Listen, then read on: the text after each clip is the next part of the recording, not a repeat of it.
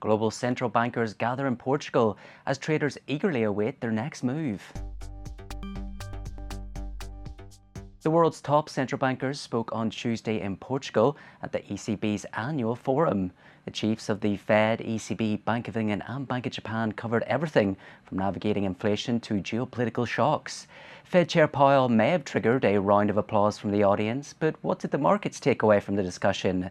Fiona Sincotta is a senior market analyst at Citi Index. Fiona, Powell said that a July interest rate cut was not off the table. What's it going to take? Yes, this was really interesting because it seems to be each time that we hear from Jerome Powell over the last few weeks, he sounded slightly more dovish each time.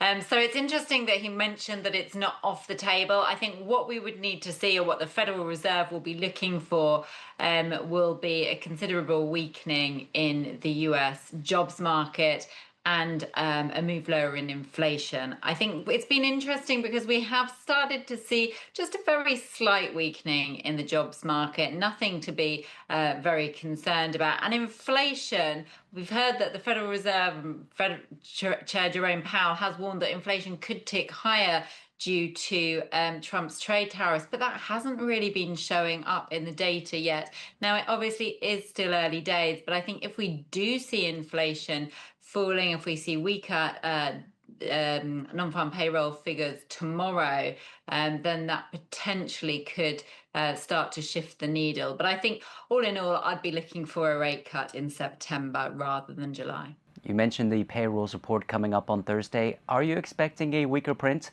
and will it tip the scale towards easing? Yeah, so we're expecting to see around 110,000 jobs created. So that's down from around 139,000 in the previous report. And let's not forget that there was also significant downward revisions for the two previous reports as well. So, we are, as I said, seeing that weakening. Unemployment is also expected to tick higher to 4.3%, up from 4.2%. And wage growth we could see just ease lower. Now, I think these figures would just point to a slight weakening in the jobs market, not enough to move the needle for a July cut. I think it would have to see a significant drop in headline job creation in order for the Fed to really consider that July cut. Let's switch over now to the ECB.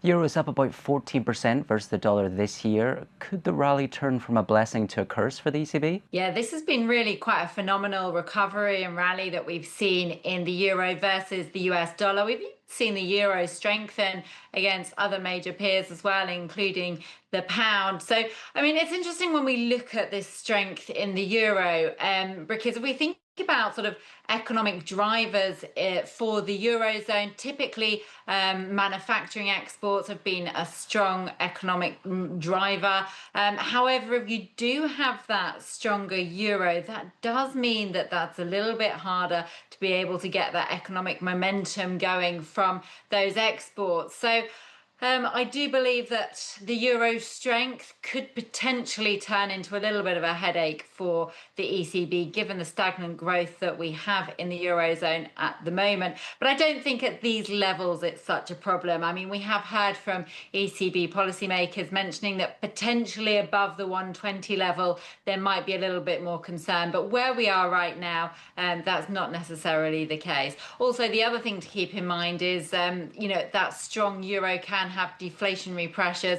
Again, ECB inflation is at that 2% target. Not really a problem right now, but if we continue to see the euro strengthening against the US dollar across the second half of the year above that 120 level, then there could be some concerns. Meanwhile, Bank of England Governor Andrew Bailey, he hinted at the slowing pace of bond sales.